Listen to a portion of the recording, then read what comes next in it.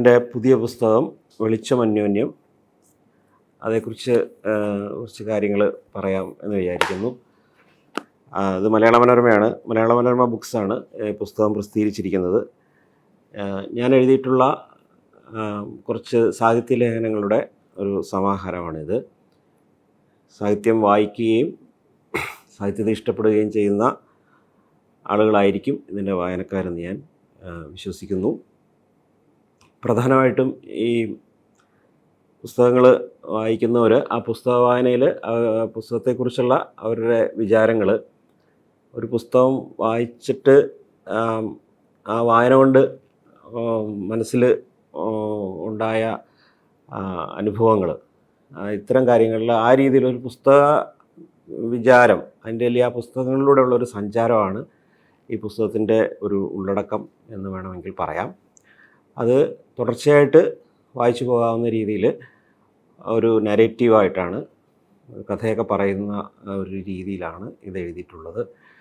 പുസ്തകത്തിലെ ലേഖനത്തിൽ പരാമർശിക്കുന്ന പുസ്തകങ്ങളെക്കാൾ ശരിക്കും ഈ എഴുത്തും വായനയും എഴുത്തും എന്നുള്ള ആ ഒരു വികാരം മനസ്സിൽ വെച്ചുകൊണ്ട് എഴുത്ത് ഭാഷയ്ക്ക് കൂടുതൽ ഊന്നൽ നൽകിക്കൊണ്ടുള്ള ലേഖനങ്ങളാണ് ഇതിൽ ഉൾപ്പെടുത്തിയിട്ടുള്ളത്. ധാരാളം പുസ്തകം വായിക്കുന്ന ആളുകളുണ്ടാകാം, വളരെ കുറച്ച് മാത്രം പുസ്തകങ്ങൾ വായിക്കുകയും എന്നാൽ വായനയെ വല്ലാതെ സ്നേഹിക്കുകയും ചെയ്യുന്നവരും ഉണ്ടാകാം. ഈ രണ്ട് വിഭാഗങ്ങളിൽപ്പെട്ട വായനക്കാർക്കും ഇഷ്ടമാകുന്ന രീതിയിൽ, അല്ലെങ്കിൽ അവർക്ക് താല്പര്യമുണ്ടാകുന്ന രീതിയിലുള്ള ഒരു ഭാഷയിലാണ് ഈ പുസ്തകത്തിലെ ഓരോ ലേഖനവും എഴുതപ്പെട്ടിട്ടുള്ളത്. രണ്ട് ഭാഗങ്ങളായിട്ട് ഈ പുസ്തകത്തെ തിരിച്ചിട്ടുണ്ട്. അതിൽ ആദ്യത്തെ ഭാഗത്ത് കൂടുതലും ഹ്രസ്വമായ ലേഖനങ്ങളാണ് ഉള്ളത്. രണ്ടാമത്തെ ഭാഗത്ത് കുറച്ചുകൂടി ദൈർഘ്യമുള്ള ലേഖനങ്ങളുണ്ട്. അതിൽ ഈ നൂറ്റാണ്ടിലെ കഴിഞ്ഞ നൂറ്റാണ്ടിലെയും വളരെ പ്രധാനപ്പെട്ട ചില എഴുത്തുകാരുടെ രചനകളെക്കുറിച്ചുള്ള ചില സമഗ്രമായിട്ടുള്ള വിശകലനങ്ങൾ.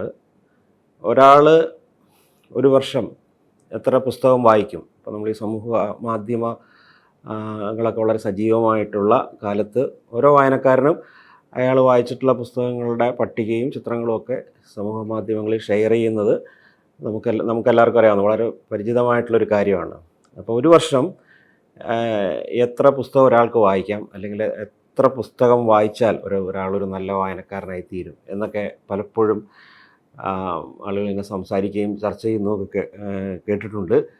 അതിൽ അത്തരത്തിലൊരു ലേഖനത്തോടു കൂടിയാണ് ഇത് തുടങ്ങുന്നത്. ഒരാൾക്ക് എത്ര പുസ്തകം വേണം എന്നുള്ളതിൽ അത് തുടങ്ങി വിവർത്തനത്തിൻ്റെ ഒരു വിവർത്തനാനുഭവം. ഇപ്പോൾ നമ്മൾ സാധാരണ രീതിയിൽ വളരെ സ്ഥിരമായിട്ട് കേൾക്കാറുള്ള ഒരു കാര്യമാണ്, കവിത വിവർത്തനത്തിൽ നഷ്ടപ്പെടുന്നത് എന്തോ അത് കവിതയാണ് എന്നുള്ളത്. റോബർട്ട് ഫ്രോസ്റ്റ് പറഞ്ഞ ഈ വരികൾ ലോകത്തെമ്പാടും കവികൾ, എഴുത്തുകാരൊക്കെ എപ്പോഴും ഉദ്ധരിക്കാറുള്ളതാണ്. ഒരു കൃതി ഒരു ഭാഷയിൽ നിന്ന് വേറൊരു ഭാഷയിലേക്ക് വിവർത്തനം ചെയ്യപ്പെടുമ്പോൾ അതിൻ്റെ സാഹിത്യമൂല്യം നഷ്ടമാകുന്നു എന്നുള്ളത്. എന്നാൽ വിവർത്തനം എന്നുള്ളത് അങ്ങനെ ഒരു ഒന്നല്ല. വിവർത്തനം എന്നുള്ളത് അത് തന്നെ ഒരു സർഗ പ്രവൃത്തിയാണ് എന്ന് വാദിക്കുന്ന സമരം ദൈർഘ്യമുള്ള ഒരു ലേഖനത്തിലാണ്, അല്ലെങ്കിൽ അത്തരത്തിലുള്ളൊരു ചിന്തയിലാണ് ഈ പുസ്തകം അവസാനിക്കുന്നത്. സാഹിത്യപ്രേമികളായ, വായനയെ ഇഷ്ടപ്പെടുന്ന, ഭാഷയെ ഇഷ്ടപ്പെടുന്ന എല്ലാ വായനക്കാരെയും എൻ്റെ പുതിയ പുസ്തകത്തിലേക്ക് സ്വാഗതം ചെയ്യുന്നു. എല്ലാവരും വായിച്ച് അഭിപ്രായങ്ങൾ അറിയിക്കണമെന്നും അഭ്യർത്ഥിക്കുന്നു. നന്ദി.